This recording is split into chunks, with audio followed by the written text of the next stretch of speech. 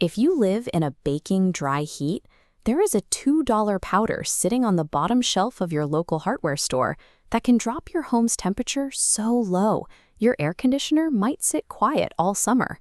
This is an ancient, electricity-free cooling method. Traditional communities have kept it alive for generations to survive the hottest months of the year without a single wire running to their houses. You only need a bag of Type S hydrated lime, a clean bucket, water, a thick roller, and basic safety gear to apply. But before you rush out to treat your house and lower your cooling costs, you need to check your neighborhood association rules. Many modern HOAs strictly require dark, heat-absorbing colors for roofs and exteriors. By writing these aesthetic mandates into the fine print, they have made this cheap, effective cooling method virtually illegal in driveways across the country. Long before we had cooling machines, people in old coastal villages crushed the white limestone of their hills and painted it onto their homes. They did this to survive brutal, unshaded summers without cooking the families inside. In the 1970s, researchers at an Indiana university put this exact recipe to the test. Their lab studies confirmed what those coastal villages already knew. A roof treated with this white lime actually drops cooler than the surrounding air itself, even while the sun beats down.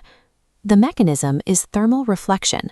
A dark surface drinks the sun's energy, trapping heat in the attic below. The bright white of crushed limestone does the opposite. It intercepts solar energy and bounces it back into the sky, never letting it enter the house.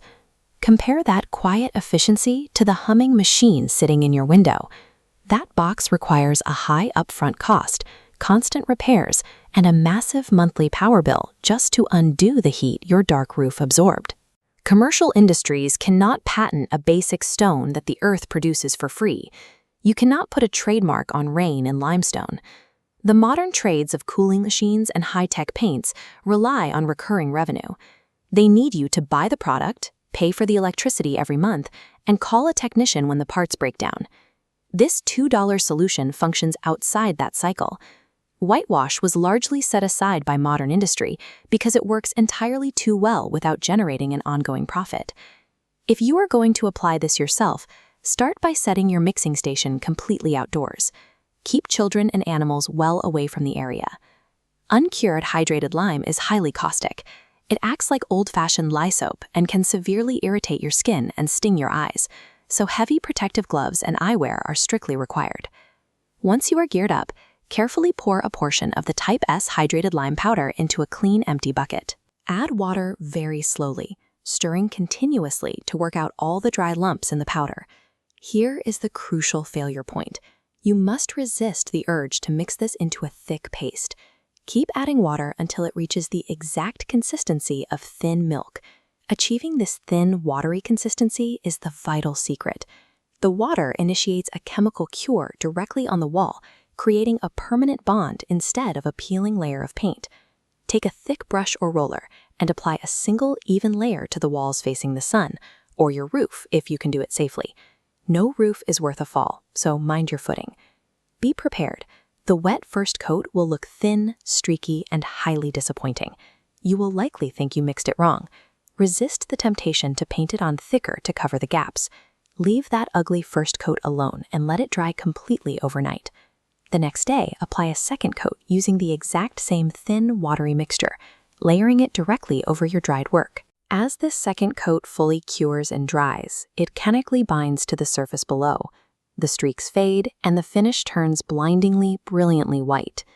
Patience is the true cost of this process. Trusting the thin first coat is the price of the brilliant, heat-reflecting finish that appears after it dries. For homes in dry climates, the immediate payoff is a drastically gentler temperature indoors.